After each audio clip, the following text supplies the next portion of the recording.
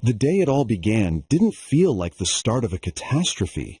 It was one of those deceptively ordinary mornings where the air smelled of fresh coffee, the streets hummed with routine, and I believed that my hard work, reputation, and the steady life I had built were safe. I didn't sense the storm creeping closer, not even when my phone buzzed with the first message that would unravel me. At first, the words seemed almost laughable. Someone claimed I had been abusive toward a coworker, a serious accusation dropped casually in a text from a colleague who thought I should know what was being whispered. I brushed it off as some ridiculous mix-up, the kind of rumor that fades if ignored.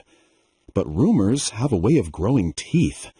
By midday, I caught the sidelong glances in the office corridors, the conversations that cut off abruptly when I walked into a room, the stiff smiles of people who had always been warm before. A week later, what started as an absurd whisper had hardened into something far uglier. I was called into HR, asked to explain myself, and for the first time I realized that someone wasn't just gossiping, they were deliberately poisoning my name. What unsettled me most was how quickly the narrative spread beyond control. People I'd worked alongside for years, people who had known my character, suddenly looked at me with suspicion. My carefully earned credibility cracked like fragile glass under the weight of accusations that weren't even specific. Abusive, they said, aggressive behind closed doors, cruel to subordinates. The words were vague enough to be insidious, and there was nothing solid for me to refute. I denied it, of course, but denial sounded like what guilty people say. That's when I began noticing the patterns, the same phrasing popping up in different mouths, the same convenient timing of new details appearing just when things seemed to calm down. And always, lurking nearby, was Alex. Alex, who had smiled at me like a friend, who shared late-night drinks and office jokes, who once told me he admired the way I held myself under pressure. He played the part of confidence so well that when the first ugly rumor surfaced, I didn't even consider him.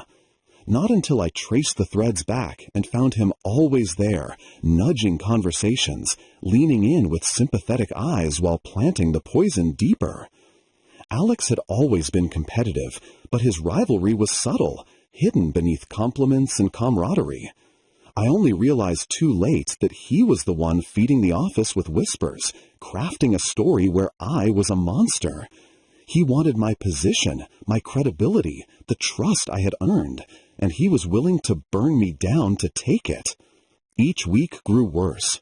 Projects I led were quietly reassigned. Invitations to meetings never reached my inbox. When I tried to confront colleagues, they shifted uncomfortably and avoided eye contact. My world shrank until every day felt like walking across thin ice, waiting for it to crack beneath me. Outside of work, the poison followed me. Friends grew distant. A few even asked me outright if what they had heard was true, their voices cautious, as if they were speaking to someone dangerous. I realized then that Alex's betrayal wasn't just professional, it was personal, designed to cut me off from every corner of security. But the worst moment, the one that broke something inside me, came when my supervisor, a man who had mentored me for years, sat across from me and said in a voice heavy with disappointment, "You need to tell me the truth. These stories, they're serious." The fact that he could even believe them, that the bond we had built could fracture so quickly under lies, hollowed me out. I went home that night and stared at my reflection, wondering how easily identity could be stolen. It felt like Alex had reached into my chest and pulled out the person I thought I was, replacing it with the shadow of his invention. By then, HR had launched a formal investigation. A hearing was scheduled. I was expected to sit across from my accuser and defend myself against intangible smoke. Alex walked the halls with an almost unbearable calm, as if the outcome was already written, as if he had calculated every step of the downfall he engineered. Yet beneath his composure, I thought I glimpsed something sharper, a hunger that made sense of it all. He wasn't satisfied with just climbing higher. He needed to crush me so thoroughly that I couldn't rise again. The days leading to the hearing were sleepless. I replayed every conversation, every smile, every time Alex had posed as my ally. I tried to piece together proof, but lies don't leave fingerprints. By the time the hearing arrived, I wasn't sure if I was more terrified of losing my career or of watching the man who had once laughed with me look me in the eye and twist the knife in front of everyone. That morning, as I dressed in silence, I thought of how fragile reputation really is. Years of honesty, loyalty, and dedication could be dismantled in weeks by a single jealous rival with the right words. All I had left was the truth, and I prayed it would be enough when Alex opened his mouth under oath. The room was too bright, every detail sharp enough to make me feel exposed. The long table stretched between us, the panel of HR officers and department heads at one end, myself on one side, Alex directly opposite. He looked polished, his suit crisp, his expression a picture of restrained concern. If someone had walked in without context, they would have believed he was the victim, the loyal colleague reluctantly dragged into ugliness. He had mastered the art of false sincerity. When they asked him to recount his experience, his voice carried just the right balance of hesitation and conviction. He spoke of moments behind closed doors, interactions no one else had witnessed, twisting benign conversations into sinister anecdotes. He described me raising my voice, intimidating subordinates, creating an atmosphere of fear. Every lie rolled off his tongue as if rehearsed, and perhaps it was. I sat there, fists clenched beneath the table, forcing myself to breathe evenly. Objecting too quickly would only make me look defensive. But the more he spoke, the more I saw the trap he had set.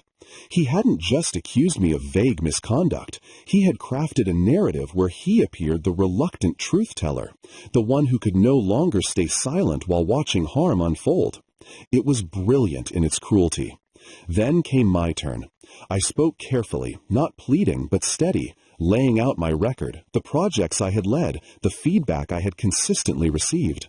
I reminded them of my years without a single complaint, the trust I had earned.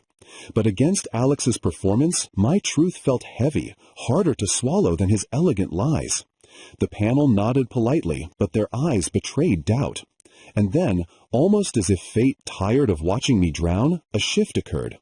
One of the junior employees, someone I had mentored months earlier, stepped forward as a witness. She looked nervous, but her words were clear.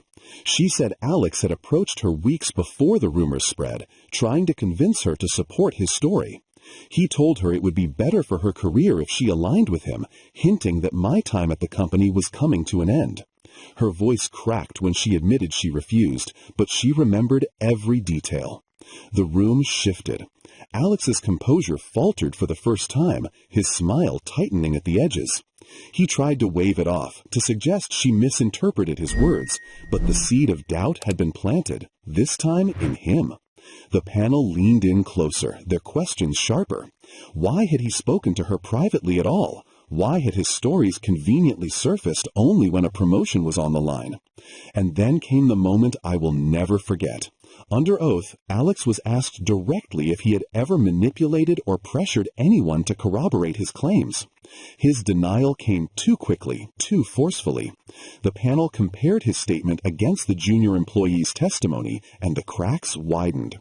Documents surfaced, emails he had forgotten about, perilous lines where he hinted at changes to come once I was out of the picture. His lies began collapsing under their own weight. Watching him unravel was surreal. The man who had once worn friendship like armor, who had orchestrated my near destruction with quiet precision, now stammered in front of the very people he sought to impress. His face lost its confident mask, and for the first time I saw panic in his eyes. By the time the hearing ended, the truth was undeniable.